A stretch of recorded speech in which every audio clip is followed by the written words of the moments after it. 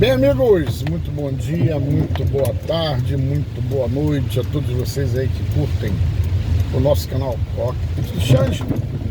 Bem, estamos aqui em Salvador, Bahia, chovendo bastante, aí com 24 graus nesse momento. Tá quente, né? Porque hoje é quente com chuva. Rapaz, o problema é o engarrafamento. Um engarrafamento terrível, terrível, terrível.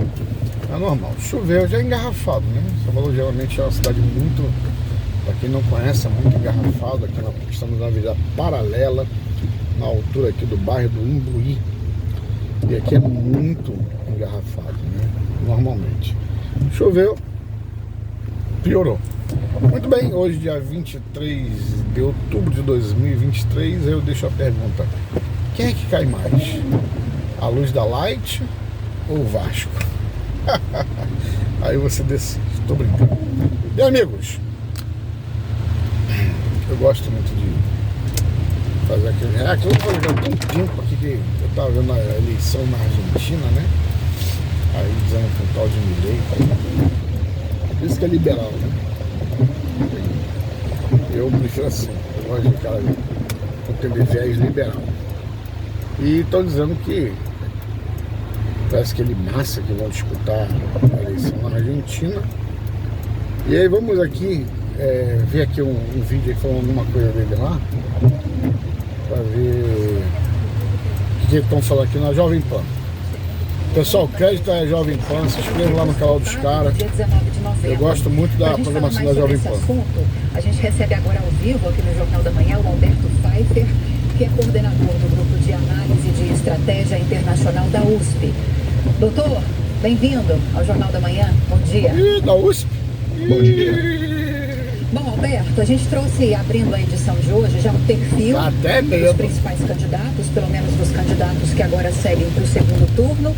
Eu queria uma análise sua, ou pelo menos uma tentativa de explicação para esse resultado que nós tivemos ontem. A maioria das pesquisas apontava para uma vitória de Javier Milei. Isso não se concretizou. Temos em primeiro lugar Sérgio Massa, com quase 37% dos votos dos argentinos, mas não dá para comemorar tanto assim, porque me parece que foi o pior resultado para a esquerda dos últimos 40 anos de democracia. O que é que explica esse resultado num cenário em que a Argentina está sangrando? Gente, eu paro e penso, meu Deus do céu, como é que a Argentina é quebrada? A Argentina está numa M. Os caras continuam votando na situação para continuar tudo a mesma droga que tá com esse governo de esquerda da Argentina, cara. Caramba, parece que o povo gosta de sofrer mesmo. Vamos ver aqui no Brasil a mesma coisa. Bem. Bom, em primeiro lugar, a questão das pesquisas, elas se equivocaram na realização das primárias, das PASSO, em agosto, não apontavam a vitória de Javier Milei, e isso aconteceu. Novamente, as pesquisas se equivocam no sentido de indicarem um favoritismo de Milei, e isso novamente não se verificou. É claro que existem metodologias estatísticas associadas a esses números que são divulgados, e talvez no plano da comunicação falte um pouco de análise, gerando expectativas que não se concretizam, porque as pesquisas não são a realidade. A realidade é o resultado que sai das urnas. Então vamos à realidade. A realidade é que na Argentina existe um arcabouço político-social ligado ao Estado, que é dominado pelo partido peronista tradicional, conhecido como peronista, que deriva do legado de Juan Domingo Perón, é o Partido Justicialista, e é esse partido que está no poder, essa coalizão do poder, o presidente atual, Alberto Fernandes, a vice-presidente Cristina Kirchner. Esse emaranhado de tentáculos fisiológicos, clientelistas, corporativistas, ele garante um eleitorado vinculado ao Estado, funcionários públicos, aposentados, elementos ligados ao movimento sindical, de característica populista, que domina cerca de 30% a 35% do eleitorado da Argentina tradicionalmente. E esse número se refletiu na eleição de Sérgio Massa, na votação de Sérgio Massa. Então isso está dentro de uma certa expectativa, seria difícil que ele tivesse menos do que 30% do voto. Houve uma grande mobilização desse setor do espectro político, dada a possibilidade de perderem tudo que conquistaram ao longo de décadas, todo esse sistema de captura do Estado, com a eventual ascensão de Javier Milei ao poder, porque a grande mensagem de Milei é justamente acabar com o que ele chama de casta, que são essa multidão de pessoas, cerca de 30%, 40% da população argentina, está vinculada ao Estado. Depende do Estado, depende de recursos públicos para se manter viva, para receber a sua renda.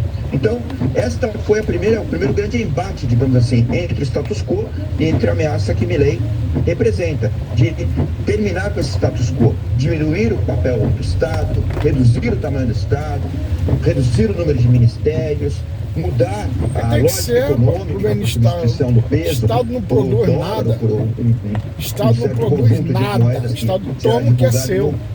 Então o Estado tem que ser mínimo. Muito bem, então nós agora vamos para o segundo turno.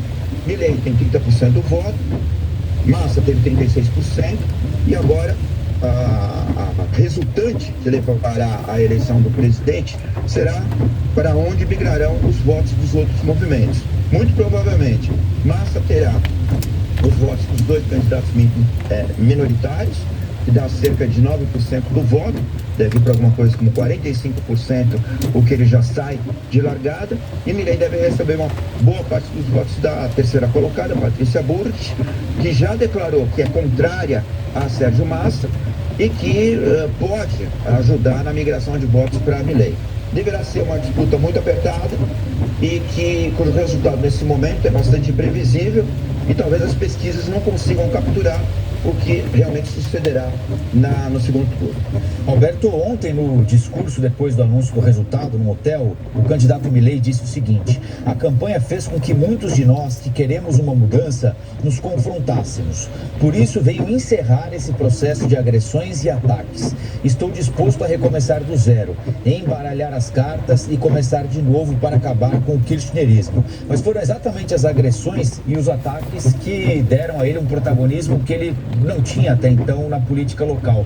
Como combinar a manutenção desse discurso radical, da motosserra, de acabar com tudo que está aí, colocar tudo abaixo, e ao mesmo tempo conseguir apoio? Porque sem apoio parece que ele não vai muito além desses 30%. Não sei se você concorda. Os 30%... Foi um dos problemas de Bolsonaro, foi esse. Bolsonaro, não, vamos acabar com tudo e tal, e saiu marretando todo mundo e faltou apoio político. Muitas das coisas que o Bolsonaro sofreu, isso daí é apoio político. Então, porque a gente entenda, quem está estabelecido, o sistema está estabelecido. Quem está no sistema estabelecido não quer perder. Se eu tivesse lá também, não queria perder minha mamata também. Então o problema é esse: quando você se volta com um discurso muito agressivo contra o sistema, e você tenta alguma coisa contra o sistema se levanta contra você. Foram o mesmo patamar dele nas prévias disputadas agora no mês passado. É um teto para ele sem aliança, Alberto? Parece que sim, foi consistente. Ele teve 30% nas PASS, 30% agora no primeiro turno. O que não é pouco, 30% é um bom patamar para um candidato que chega fora do sistema político tradicional, com uma proposta revolucionária de uma reforma radical das instituições políticas e da lógica econômica argentina. Pretende diminuir o tamanho do Estado, reduzir impostos,